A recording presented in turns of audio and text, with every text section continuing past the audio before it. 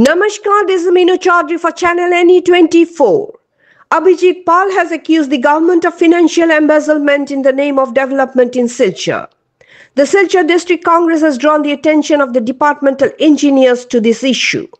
On Saturday, a delegation from the Silchar District Congress Committee met with the officials of the Public Works Department regarding the ongoing construction of drains and guard walls in areas like Premtala.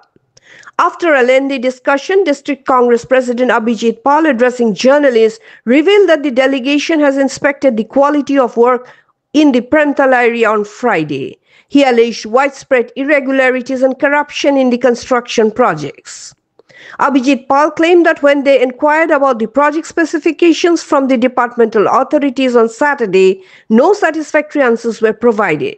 He also alleged that the contractors are carrying out the work on the instructions of officials sitting in Guwahati.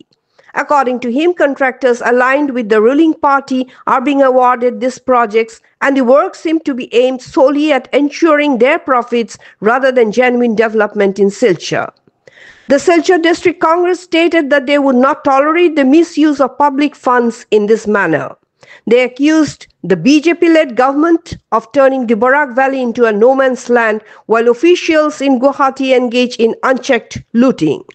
The Congress has alleged that the financial embezzlement is rampant under the guise of various syndicates and contracting schemes.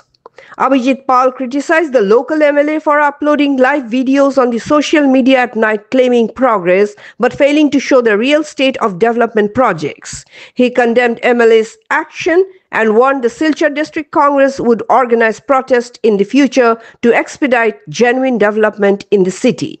Reported by Surajit Chakravarti from Silchar. For more news and updates, follow us on Facebook, YouTube and subscribe our channel NE24.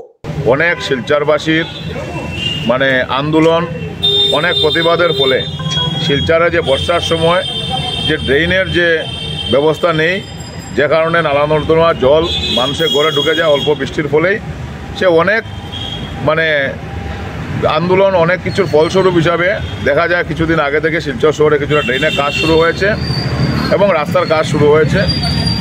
আমরা গতকালকে শিলচর জেলা কংগ্রেসের পক্ষ থেকে আমরা এক প্রতিনিধি দল গিয়েছিলাম সেই কাজের গুণগত মান দেখার জন্য। গিয়ে আমরা আশ্চর্য হয়েছি যে শিলচরের ব্যস্ততম এলাকা প্রেমতলা, সেই প্রেমতলাটা হচ্ছে কমার্শিয়াল এরিয়া, যেখানে ব্যবসায়িক প্রতিষ্ঠান অনেক বড় বড় ব্যবসায়িক প্রতিষ্ঠান এখানে আছে, কিন্তু রাস্তার জন্য বা ড্রেনের জন্য সেই ব্যবসায়িক প্রতিষ্ঠানের স্বত্বাধিকারীরা নিজের লস স্বীকার করে ওনারা যেভাবে কাজে সাহায্য করে যাচ্ছেন, ওনারা যেভাবে নিজের দোকানের সামনা রাস্তার সামনা ওনারা ভেঙে দিয়েছেন, দিয়েও যাতে মানুষের একটাই ইচ্ছা, শিলচরবাসী এটাই ইচ্ছা যে আমরা ভালো রাস্তা দিয়ে যাতে চলাফেরা করতে পারি, ভালো যেন ড্রেনের সুবিধা হয়, আমরা যেন বর্ষায় কৃত্রিম বন্যার জন্য আমরা সম্মুখীন না হই। কিন্তু ড্রেনে যে কাজ চলছে গিয়ে আমরা এখানে জানতে পারি যে ঠিকাদার হচ্ছেন গুয়াহাটির, উনি একদিনও কাজের সাইডে আসেননি। ওনারা এখান থেকে একটা নতুন শুরু হয়েছে এই বর্তমান সরকারের আমলে, যে গুয়াহাটিতে বসে বসে গুয়াহাটির ঠিকাদাররা কাজ নিয়ে নেয়, তারপর শিলচর থেকে কাউকে নিয়ে ওনারা সাব একটা মুনাফা নিয়ে সাব একটা কাজ বিক্রি করে দেয় অন্যর কাছে। এবং যে সাব কন্ট্রাক্টর এখানে কাজ করে যাচ্ছেন সেই সাব কন্ট্রাক্টরের যে কাজের কোয়ালিটি আমরা দেখে আশ্চর্য হয়েছি। বালু থেকে শুরু করে, পাথর থেকে শুরু করে, রড থেকে শুরু করে কোনো কিছুই কোয়ালিটি মেনটেন করা হয়নি। ইভেন যে পরিমাপটা, সেই পরিমাপটাও ঠিকমতো ছিল না। আমরা যখন পিডব্লিউডি সাইড ইঞ্জিনিয়ারকে জিজ্ঞেস করলাম, উনি বলতে পারেননি ভালোভাবে পরিমাপ কত রড কোন কোম্পানির রড লাগানো হচ্ছে, উনি স্পষ্ট করে কোনো কিছু উত্তর দিতে পারেননি। এবং আমরা যখন নিজে ফিতা দিয়ে দেখলাম যে এখানের মধ্যে পরিমাপ সমান নয় এবং কাজের ফিনিশিং নেই, কাজের শাটারিং থেকে শুরু করে সব কিছু নিম্নমানে চলছে, এটা একটা কাজের নামে একটা দুর্নীতি চলছে। তারপর আশ্চর্যের ব্যাপার যে আনস্কিল লেবার দিয়ে, ইভেন কি এই ধুবড়ি থেকে বাচ্চা শিশুদেরকে এনে, যেটা আইনত দণ্ডনীয়, যেখানে ওরা এখনও হয়নি, এই বালক শিশুদেরকে এনে এখানে কাজ করানো হচ্ছে।